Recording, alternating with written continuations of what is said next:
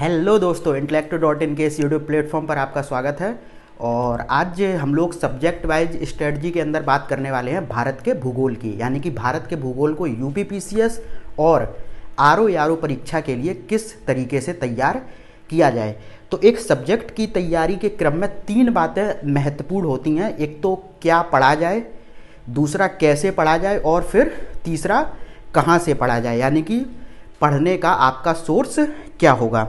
तो इसी के क्रम में हम लोग सबसे पहले आज जो बात करने वाले हैं वो करेंगे कि आपको भारत के भूगोल के अंतर्गत आखिर क्या क्या पढ़ना है यूपीपीसीएस और आरओ परीक्षा के संदर्भ में। ठीक है, तो सबसे पहले अगर हम भारत के भूगोल की बात करें तो इसकी जो शुरुआत होती है वो होती है भारत के आकार एवं अवस्थिति से। तो सबसे पहले आपको भारत के आकार एवं अवस्थिति, यानी कि जो भारत की भौगोलिक अवस्थिति है उसके संदर्भ में आपको सारी बातें पता होनी चाहिए। और देखिए, भारत के आकार एवं अवस्थिति में आपको पूरा तो पढ़ना ही है। ठीक है, इसके बाद मैं आपको ये बता देता हूँ कि आपको अपना मुख्य फोकस कहाँ पर रखना है। तो सबसे पहले जो भारत की तट रेखा है, ठीक है, उनके बारे में आपको पूरा पता होना चाहिए कि कौन कौन से राज्य हैं तट रेखा पर। ठीक है, किस तरफ से कौन सा राज्य है, यानी कि कौन सा राज्य पूर्व में है, कौन सा पश्चिम में है। ठीक है, कौन सा बंगाल की खाड़ी से सीमा बनाता है या फिर कौन सा अरब सागर की तरफ है। ये सारी बातें आपको पता होनी चाहिए। कितने राज्य हैं, ठीक है, सारी चीज़ें। और फिर भारत की सीमा, तो भारत की अंतर्राष्ट्रीय सीमा आप देख लीजिए, और जो महत्वपूर्ण राज्य हैं उनके बीच की सीमा को भी आपको यहाँ पर लेके चलना है। ठीक है, अगला आपका होगा कि भारत का क्षेत्रफल, और भारत के जो बड़े क्षेत्रफल वाले राज्य हैं उनके संदर्भ में आपको पता होना चाहिए। भारत का क्षेत्रफल विश्व के लिहाज से कितना है, कितने प्रतिशत है, ये सारी चीज़ें आपको पता होनी चाहिए। फिर भारत की ग्लोब पर स्थिति के बारे में भी आपको अच्छे से पता होना चाहिए कि भारत की अक्षांश और देशांतर में स्थिति क्या है। ठीक है, ये पता होना चाहिए। और उसके बाद आपको पता होना चाहिए, भारत से आपको पता ही है कि कर्क रेखा गुजरती है, तो कर्क रेखा की जो भी अवस्थिति है भारत के अंतर्गत जितने भी राज्यों में, वो आपको बहुत अच्छी तरीके से पता होनी चाहिए। और आपको पता ही है कि भारत की एक मानक समय रेखा है, तो उसके बारे में आपको पता होना चाहिए कि कितने राज्यों से गुजरती है, कहाँ पर ये कर्क रेखा और मानक समय रेखा मिलती है। ठीक है, और ये सारी चीज़ों के बाद आपको क्या पता होनी चाहिए कि जितनी भी जल संधियाँ हैं, आपको चैनल, जल संधि मतलब चैनल होता है, तो आपको पता ही होगा कि जो मान के चलिए जैसे 8 डिग्री चैनल है, 9 डिग्री चैनल है, 10 डिग्री चैनल, इनसे बहुत सारे क्वेश्चन बनते हैं कि ये चैनल किन स्थानों के मध्य अवस्थित हैं। ठीक है, तो भारत के आकार एवं अवस्थिति के मतलब के क्रम में आपको ये पूरा तो पढ़ना ही है, लेकिन आपका जो मुख्य फोकस होना चाहिए वो आपका होगा इन चीज़ों पर जो मैंने अभी आपको बताया। और चीज़ें मैंने पहले से ही लिख ली हैं ताकि लेक्चर की जो टाइमिंग है वो कम हो। इसके बाद जब आप भारत के आकार एवं अवस्थिति को अच्छे से पढ़ लेंगे, उसके बाद आपको भारत की भौगोलिक संरचना के बारे में देखना है। और यहाँ पर आपको बहुत ज़्यादा डिटेल में नहीं जाना है, बस इतना समझना है कि जो भारत का चट्टान क्रम है वहाँ से भी बहुत से क्वेश्चन बनते हैं। तो आपको पता ही होगा जो चट्टान क्रम में है, धारबाड़, कुड़प्पा, गोंडवाना, तो ये पूरा क्रम है। ठीक है, इसको आपको बहुत अच्छी तरीके से पढ़ना है। और इसमें आपको मैं बता देता हूँ कि चट्टान क्रम में आपको क्या पढ़ना है। एक तो ये चट्टान कहाँ कहाँ पाया जाता है, यानी कि आप इसकी अवस्थिति को देख लेंगे। ठीक है, उसके बाद यहाँ पर देख लेंगे कि कौन कौन से खनिज इन चट्टानों में पाए जाते हैं। जैसे कि आपको पता ही है, गोंडवाना चट्टान के क्रम में भारत का पूरा कोयला पाया जाता है 98% के समथिंग। तो अवस्थिति क्या है चट्टान की, किन किन राज्यों में, और वहाँ पर यानी कि उस चट्टान क्रम में कौन कौन से खनिज पाए जाते हैं, ये चीज़ आपको पता होनी चाहिए भारत की भूगर्भिक संरचना के अंतर्गत। उसके बाद जब आप देखेंगे, थोड़ा आगे बढ़ेंगे इसी भारत के भूगोल में, फिर आपको भारत के जो भौगोलिक प्रदेश हैं उनके बारे में आपको पढ़ना है। जैसे ये मान के चलिए भारत का मैप है। ठीक है, तो यहाँ पर आपको देखना है कि पहले आपको क्या पढ़ना पड़ेगा, हिमालय। ठीक है, उसके बाद ये जो भारत के भौगोलिक प्रदेश हैं आपको ये ज़रूर पता होना चाहिए कि ये 5 भागों में बांटा गया है। तो सबसे पहले आप हिमालय पढ़ेंगे, फिर क्या पढ़ेंगे, उत्तर भारत का मैदान यहीं पर पढ़ लेंगे। ठीक है, फिर ये जो आपका प्रायद्वीपीय पठार है ये पढ़ लेंगे।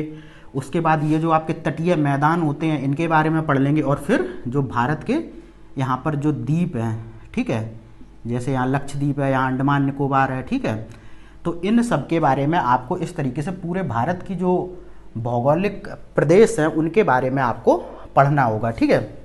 तो सबसे पहले हिमालय की बात करें, आपको वैसे तो हिमालय की जो 4 श्रेणियां हैं उनके बारे में बहुत अच्छी तरीके से पढ़ना है। उसके बाद देखिए आप अपना मुख्य जो फोकस बिंदु है वो कहाँ पर रखेंगे, तो जो भी चोटियां हैं, जितनी ऊंची चोटियां हैं उनके बारे में आपको एक तो वो किस राज्य में हैं, हिमालय की किस श्रेणी पर हैं, और एक उनकी ऊंचाई के बारे में भी आप को पता होना चाहिए। क्योंकि बहुत बार क्या होता है, एक तो क्रम में लगाने के लिए आता है ऊंचाई के संदर्भ में, एक उनकी अवस्थिति के संदर्भ में क्रम से लगाने के लिए भी पूछा जा सकता है आपसे कि उत्तर से दक्षिण, ठीक है, या फिर दक्षिण से उत्तर, या फिर पूर्व से पश्चिम, ऐसे करके इन चोटियों को अब मतलब व्यवस्थित कीजिए। तो ऐसे करके भी क्वेश्चन बनता है। तो आपको चोटियों की अवस्थिति, ऊंचाई और वो किस राज्य में स्थित है, ये सारी चीजें, सॉरी किस श्रेणी में स्थित है। अवस्थिति में राज्य आ गया आपका, श्रेणी में आपका हो गया कि कौन से शिवालिक पर हैं, बृहद हिमालय पर हैं, ठीक है, मध्य हिमालय पर हैं, ये सारी चीजें आपको पता होनी चाहिए। फिर घाटियों से संदर्भ में भी क्वेश्चन पूछा जाता है, आपको पता है। तो घाटियों के संदर्भ में मोस्टली क्वेश्चन ये आता है कि किन श्रेणियों के मध्य अवस्थित है और किस राज्य में अवस्थित है। तो ये घाटियों से संदर्भ में क्वेश्चन।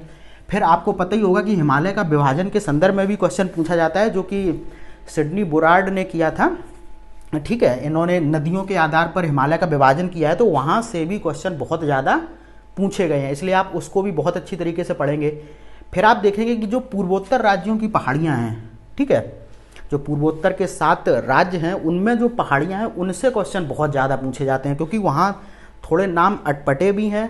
तो वहाँ से बहुत क्वेश्चन बनते हैं कि ये कौन सी पहाड़ी किस राज्य में है, ठीक है, ऐसे करके। तो जितनी भी पूर्वोत्तर की पहाड़ियाँ हैं, वैसे जो पूर्वोत्तर की पहाड़ियाँ हैं कुछ उसमें हिमालय के अंतर्गत आती हैं, कुछ प्रायद्वीपीय पठार के अंतर्गत आती हैं, लेकिन जितनी भी पहाड़ियाँ हैं पूर्वोत्तर की, कहने का मतलब ये है कि आप उनकी अवस्थिति के बारे में बहुत अच्छी तरीके से पढ़ लीजिए, ठीक है। अवस्थिति से संबंधित है कि आप उनके राज्य के बारे में बहुत ही अच्छी तरीके से पढ़ लें।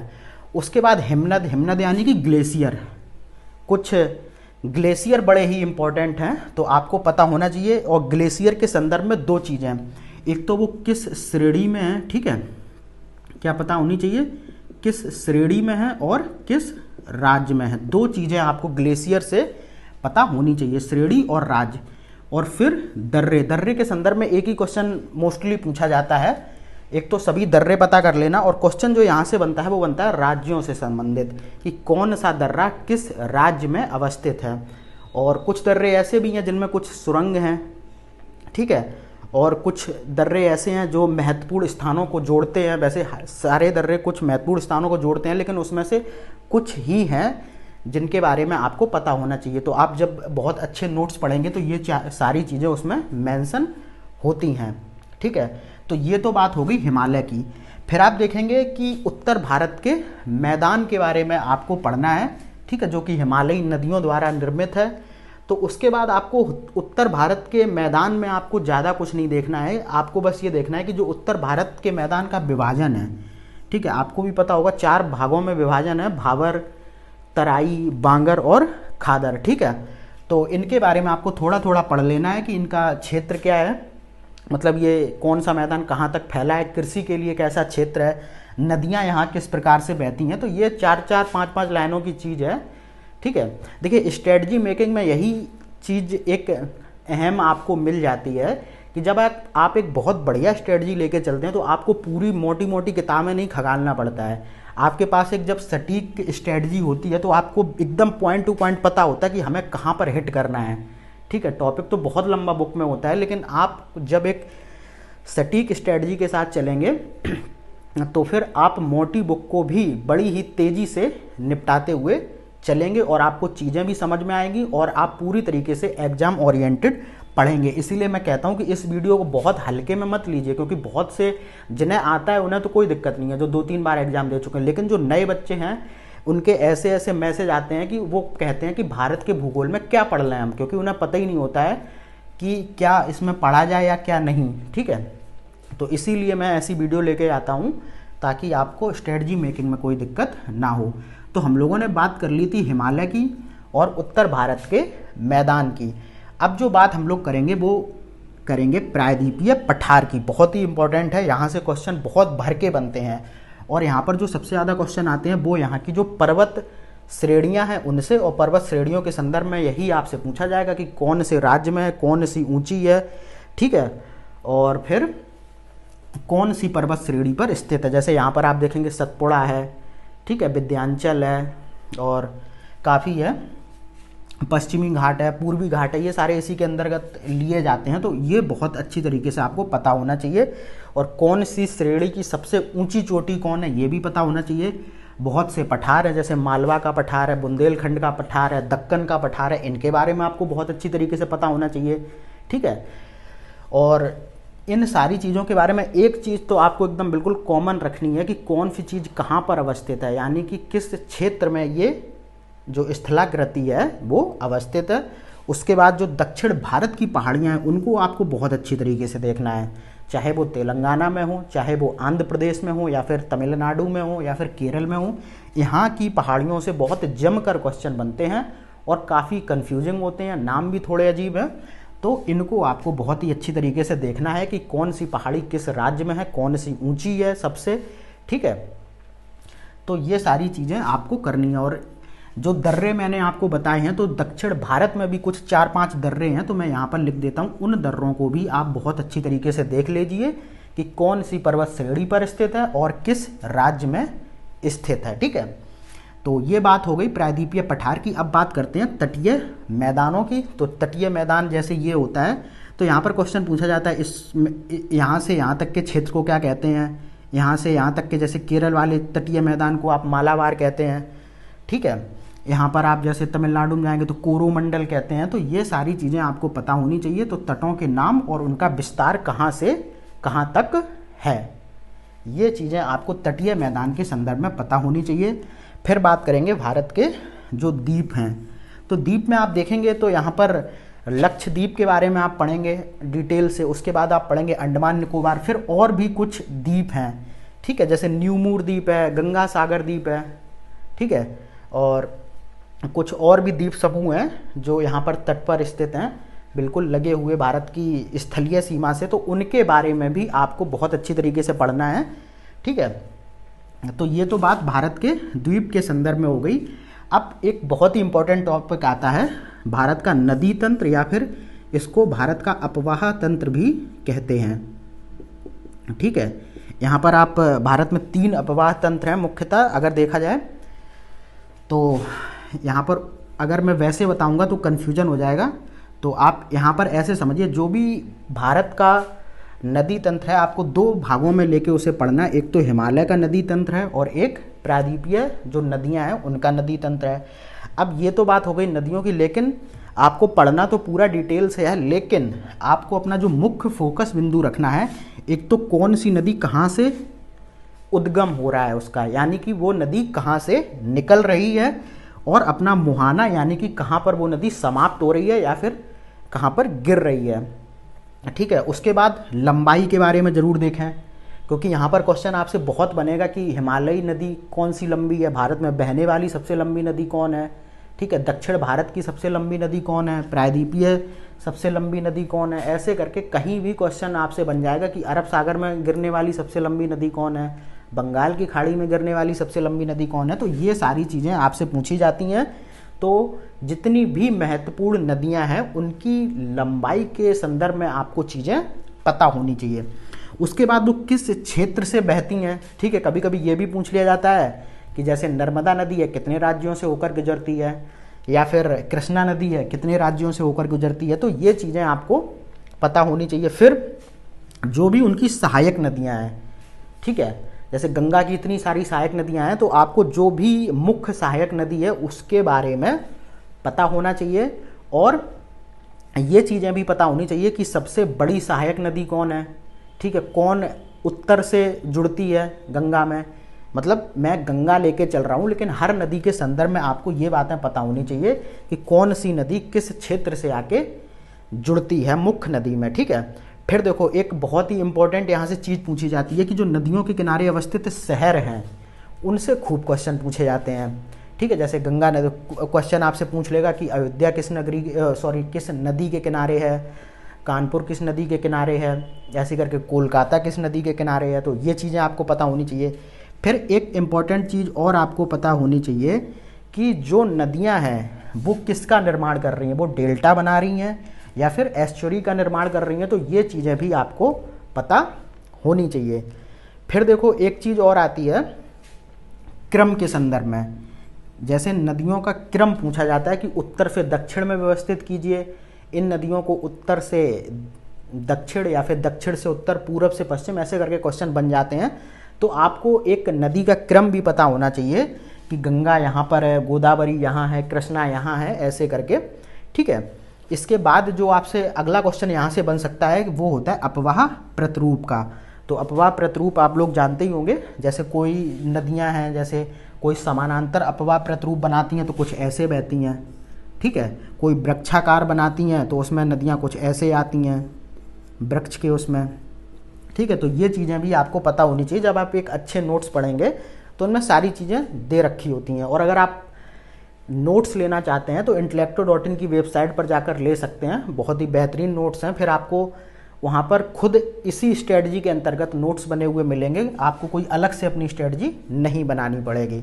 तो अपवाह प्रतिरूप, और फिर क्या पूछा जाता है, जो भी नदियों पर अवस्थित महत्वपूर्ण जलप्रपात हैं, ठीक है, उनके बारे में भी आपसे पूछा जाता है। भारत में कुछ 10 से 12 महत्वपूर्ण जलप्रपात हैं, उनके बारे में आपको पता होना चाहिए कि वो किस राज्य में है, किस नदी पर हैं और कौन सबसे ऊंचा जलप्रपात है, ठीक है। ये सारी चीज़ें आपको जलप्रपात के संदर्भ में पता होनी चाहिए।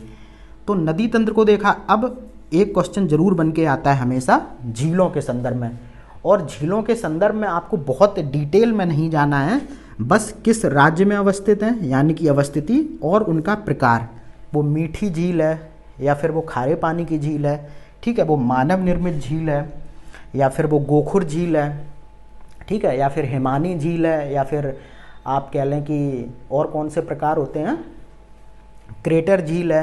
तो ये सारे आपको पता होनी चाहिए, उस झील का प्रकार और उसकी अवस्थिति। बस 2 ही बातें आपको भारत की झीलों के संदर्भ में पता होनी चाहिए। और मोस्टली जो क्वेश्चन यहाँ से बनता है वो हमेशा मिलान के लिए आता है और पूछा यही जाता है कि कौन सी झील किस राज्य में अवस्थित है, ठीक है। उसके बाद आप भारत की जलवायु को देखेंगे, तो जलवायु में आप देखेंगे कि दक्षिण जो पश्चिम मानसून है उससे बहुत क्वेश्चन बनते हैं। और आपको जलवायु के संदर्भ में मैं आपको बता दूं, बहुत डिटेल से नहीं जाना है, ठीक है। और यहाँ पर सिर्फ आपको ये देख लेना है कि कौन सा मानसून कहाँ पर वर्षा कर रहा है, ठीक है। कुछ जगह पर आप देखेंगे कि मानसून से पहले जो वर्षा होती है कुछ उनके नाम दिए गए हैं, तो किस राज्य में कौन सा नाम है, ठीक है, कौन से मानसून से कहाँ वर्षा नहीं होती है। पश्चिमी विक्षोभ के बारे में आप यहाँ पर पढ़ लेंगे, ठीक है। तो इन सब चीज़ों के बारे में आप भारतीय जलवायु के संदर्भ में पढ़ेंगे। और यहाँ से जो क्वेश्चन बनता है वो यही बनता है वर्षा के संदर्भ में, कि कहाँ पर किस मानसून से वर्षा होती है, किससे नहीं, ठीक है। फिर जब आप जलवायु के विषय में पढ़ लेंगे फिर आप पढ़ेंगे भारत की प्राकृतिक वनस्पति के संदर्भ में। और भारत की प्राकृतिक वनस्पति के संदर्भ में आपको 2-3 चीज़ें पता होनी चाहिए। एक तो भारत में वनों के प्रकार, ठीक है, कौन कौन से वन भारत में पाए जाते हैं। उसके बाद उन वनों के विस्तार के संदर्भ में आप पढ़ लेंगे कि किस राज्य में कौन सा वन पाया जाता है, या फिर कौन से वन का क्षेत्र कहाँ कहाँ तक यानी कि किस राज्य में विस्तृत है। उसके बाद यहाँ से जो तीसरा इंपॉर्टेंट क्वेश्चन बनता है वो ये बनता है कि जो वन है उनमें कौन कौन से महत्वपूर्ण वृक्ष पाए जाते हैं। तो यहाँ पर आपसे क्वेश्चन हमेशा सुमेलित करने के लिए बनता है मोस्टली, जैसे कि महोगनी वृक्ष किस वनों का वृक्ष है, ऐसे करके महोगनी दे दिया जाएगा, खजूर दे दिया जाएगा, नागफनी दे दिया जाएगा। और आपसे मिलान करने के लिए वहाँ पर क्वेश्चन मोस्टली पूछा जाता है कि कौन सा वृक्ष किस वनों के अंतर्गत पाया जाता है। तो यहाँ पर आपको वनों के प्रकार, उनका विस्तार और उन वनों में पाए जाने वाले वृक्ष के संदर्भ में आपको पढ़ना है, ठीक है। इसके बाद जो भारतीय भूगोल के अंतर्गत अगला टॉपिक आपको पढ़ना है वो है बहुउद्देशीय परियोजना। इसमें भारत की जितनी भी बांध परियोजनाएं हैं और जल विद्युत परियोजनाएं हैं उनके संदर्भ में मोस्टली पढ़ना होता है। और बहुउद्देशीय जिनका उद्देश्य ही बहुत होते हैं, जैसे कि क्या बोलें, बिजली बनती है यहाँ से, ठीक है, सिंचाई होती है, बांध बना के बाढ़ को रोका जाता है, तो ये बहुउद्देश्य होते हैं। तो इनके संदर्भ में आपको देखिए पढ़ना क्या क्या है, मतलब वैसे तो डिटेल में चलना है लेकिन मुख्य फोकस बिंदु रखना है कौन सी परियोजना किस राज्य में किस नदी पर अवस्थित है, यानी कि इसकी अवस्थिति के संदर्भ में क्वेश्चन बनेगा। अगला क्वेश्चन आपसे पूछा जा सकता है कि इस बहुउद्देशीय परियोजनाएं से कौन कौन से राज्य लाभान्वित हैं और ये परियोजनाएं किन किन राज्यों की संयुक्त परियोजनाएं हैं। ठीक है, जैसे कि मान के चलिए कोई परियोजना है वो उत्तर प्रदेश, मध्य प्रदेश और बिहार मिलके चला रहा है, ऐसे करके, और किन किन राज्यों को इस परियोजना से लाभ मिल रहा है ये भी आपको पता होना चाहिए। और एक इम्पॉर्टेंट चीज़ और पूछी जाती है, आपको पता ही होगा कि जब बांध बनता है तो जब ब्लॉक किया जाता है पानी को तो पीछे उस बांध के बहुत बड़े क्षेत्र में पानी भर जाता है, जिसे कि मानव निर्मित झील का नाम दिया जाता है। तो ये बहुत बार पूछा गया है कि कौन से बांध के पीछे किस मानव निर्मित झील का निर्माण हुआ है और कौन सी मानव निर्मित सबसे बड़ी झील है, तो ऐसे आपको चीज़ें पता होनी चाहिए। ठीक है, फिर जब आप बहुउद्देशीय परियोजनाओं को पढ़ लेंगे उसके बाद जो अगला टॉपिक है आपके भूगोल में वो है जनजातियाँ।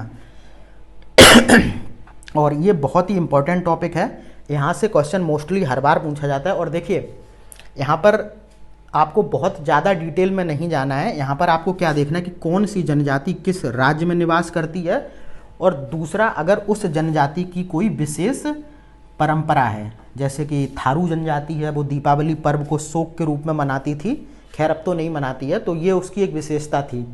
ठीक है, जैसे झारखंड की एक हो जनजाति है तो वो वर्षा को करने के लिए धुआं उठाती है, मतलब नीचे ज़मीन में आग लगा के। तो ये सारी उनकी कुछ महत्वपूर्ण विशेषताएं हैं जो आपको जनजातियों के संदर्भ में पता होनी चाहिए। तो उनकी जो निवास है, यानी कि राज्य, किस राज्य में कौन सी जनजाति निवास करती है और उनकी विशेष परंपराएं क्या हैं, ये आपको जनजातियों के संदर्भ में पता होना चाहिए। इसके बाद हम भारत में बात करेंगे खनिज संपदा की।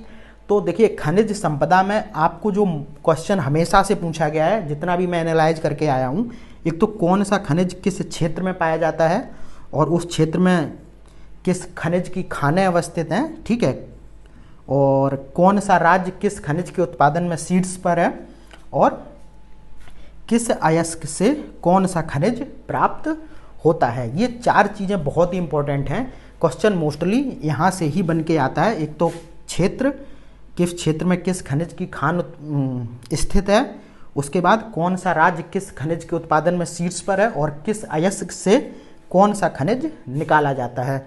तो ये चीज़ें खनिज संपदा के संदर्भ में पूछी जाती हैं। उसके बाद आप देखेंगे भारत में ऊर्जा संसाधन, ऊर्जा संसाधन में भी आप यही पढ़ते हैं, पेट्रोलियम, ठीक है, प्राकृतिक गैस और कोयला, इन सब के संदर्भ में आप पढ़ते हैं। तो आप देखेंगे कि कौन से क्षेत्र में क्या मिल रहा है आपको, किस क्षेत्र में पेट्रोलियम मिल रहा है, किस में कोयला मिल रहा है, ये आपको पता होनी चाहिए।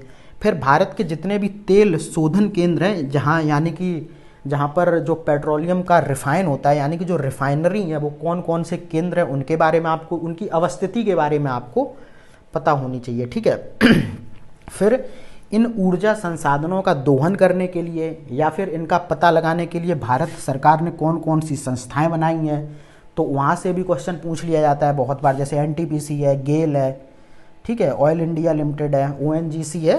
तो इन सब के बारे में भी आपको थोड़ा थोड़ा पता होना चाहिए। फिर भारत में आप देखेंगे नाभिकीय ऊर्जा केंद्र भी हैं बहुत सारे, जहाँ पर परमाणु ऊर्जा का निर्माण किया जाता है। तो जो भी भारत में महत्वपूर्ण नाभिकीय ऊर्जा केंद्र हैं उनकी अवस्थिति के बारे में आपको पता होना चाहिए। ठीक है, तो इस तरीके से आपका जो ऊर्जा संसाधन का जो टॉपिक है वो पूरी तरीके से कवर हो जाएगा। इसके बाद आपको पढ़ना है भारत में जो परिवहन व्यवस्था है, उसके अंतर्गत आप देखेंगे कि है तो सभी कुछ, वायु परिवहन भी है, सड़क परिवहन भी है, रेल परिवहन भी है, ठीक है, और जल परिवहन भी है। लेकिन यहाँ पर जो क्वेश्चन मोस्टली पूछा जाता है, आप एनालाइज करके देखना, तो यहाँ पर क्वेश्चन सबसे ज़्यादा बनता है बंदरगाहों से, उनकी अवस्थिति से पूछा जाता है कि कौन सा बंदरगाह पश्चिम में है या फिर किस राज्य में अवस्थित है, कौन सा पूर्व में है, या फिर पूछा जाता है कौन सा प्राकृतिक है, कौन सा कृत्रिम है, या फिर पूछा जाता है कि कौन सा बंदरगाह किस बंदरगाह की सहायता हेतु बना है। ठीक है, ये सारे क्वेश्चन आपसे भारत के बंदरगाहों के अंतर्गत पूछे जाएंगे। इसके बाद आप देखेंगे सड़क परिवहन के अंतर्गत आपसे क्वेश्चन बनता है राजमार्गों को लेकर। ठीक है, जितनी भी राजमार्ग वाली परियोजनाएं हैं और जो मुख्य शहरों से होकर राजमार्ग निकले हैं उनके संदर्भ में क्वेश्चन पूछा जाता है। तो परिवहन में आपको पढ़ना तो चारों है, लेकिन आपका जो मुख्य फोकस बिंदु रहेगा वो बंदरगाहों और राजमार्गों पर।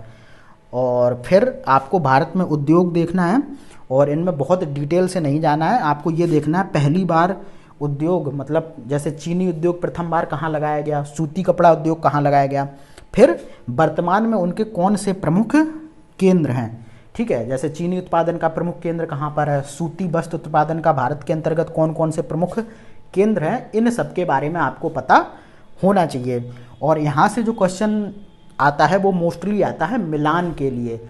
वहाँ से आपको 4 युग्म दिए जाएंगे जिनको आपको सुमेलित करना होगा कि कौन से उद्योग का केंद्र कहाँ पर है। ठीक है, फिर अगला टॉपिक आपका है भारत के भूगोल में जनसंख्या एवं नगरीकरण। और इसमें पता ही है आपको जनसंख्या में अभी हाल फिलहाल तो आपको 2011 का जो डाटा है उसी के संदर्भ में आपको चीज़ें पढ़नी होगी और नगरीकरण के विषय में आपको पढ़ना होगा। ठीक है, तो यहाँ पर तो ऐसा कोई इम्पोर्टेंट है नहीं, तो इसमें तो आपको पूरा ही फोकस होकर पढ़ना पड़ेगा। जो भी 2011 का जो डेटा है, चाहे वो घनत्व के संदर्भ में हो चाहे साक्षरता के संदर्भ में हो, आपको पहले 3 राज्य पता होने चाहिए। ठीक है, चाहे वो राज्य हो या फिर केंद्र शासित प्रदेश हो, आपको 3 की स्थिति हर क्षेत्र में, चाहे वो साक्षरता हो, चाहे शिशु मृत्यु दर हो, ठीक है, चाहे वो जनसंख्या हो, ठीक है, चाहे नगरीकरण हो, आपको पता होना चाहिए कि कौन सा राज्य शीर्ष पर है और कौन सा राज्य अंतिम स्थान पर है। तो आगे से और पीछे से दोनों से आपको राज्यों की अवस्थिति के बारे में पता होना चाहिए। तो ये हो गया आपका भारतीय भूगोल की पूरी स्ट्रेटजी का एक खाका तैयार हो गया। तो मैंने आपको बता दिया क्या क्या पढ़ना है और इसी में शामिल था कि कैसे पढ़ना है, यानी कि क्या क्या मैं तो ये मैंने बता दिया। उसके बाद जो मुख्य फोकस बिंदु था उन पर अगर आप ध्यान दे के पढ़ेंगे तो आपका बहुत ही अच्छी तरीके से तैयार होगा। तो वो चीज़ हो गई कि कैसे तैयार करना है। अब हम लोग थोड़ा बात कर लेते हैं किसकी, बुक लिस्ट की। बहुत से बच्चे बुक लिस्ट पूछते हैं, तो मैं यहाँ पर अगर आपको बताऊँ, आप एक तो किताब ये ले सकते हैं, ठीक है, कौन सी, माजिद हुसैन, ठीक है, और एक किताब आती है महेश बर्णवाल की, ठीक है, ये भी आप ले सकते हैं। एक कौन आती है, एक खुल्लर आती है, DR खुल्लर करके, तो आप वो ले सकते हैं। लेकिन आप महेश बर्णवाल ले लें, मेरे हिसाब से ये सही है। और बाद बाकी किताबें सारी अच्छी हैं, लेकिन थोड़ा ये सरल भाषा में तो आपको ज़्यादा अच्छी तरीके से समझ में आएगी। तो ये आपका हो गया भारत का भूगोल। अब अगली वीडियो में हम लोग जो बात करेंगे वो करेंगे विश्व के भूगोल के संदर्भ में। अगर भारत के भूगोल के संदर्भ में एक चीज़ मैं आपको और बता दूं कि यहाँ से अगर हम नंबर ऑफ क्वेश्चन देखें तो UPPCS में लगभग 10 से 12 क्वेश्चन पूछे जाते हैं, वहीं RO में आपको 7 से 8 या फिर कभी कभी 7 से 10 क्वेश्चन भी देखने को मिल जाते हैं। तो ये भी आपको ध्यान रखना कि 10 से 12 क्वेश्चन या फिर 7 से 8 या फिर 10 क्वेश्चन बहुत ही एक पूरे पेपर का एक इम्पॉर्टेंट सेक्शन है ये। तो आपको इसे बहुत ही अच्छी तरीके से तैयार करना है। और मैंने आपको ये तो बता दिया क्या क्या पढ़ना है, और ये जो ब्रैकेट में आपको मुख्य फोकस बिंदु बताए, इसी का मतलब होता है कि कैसे पढ़ना है। ठीक है, कि मतलब किन किन बिंदुओं पर आपको मुख्य फोकस अपना रखना है। तो चलिए फिर अगली वीडियो में मिलते हैं विश्व भूगोल की स्ट्रेटजी के साथ। तब तक के लिए धन्यवाद।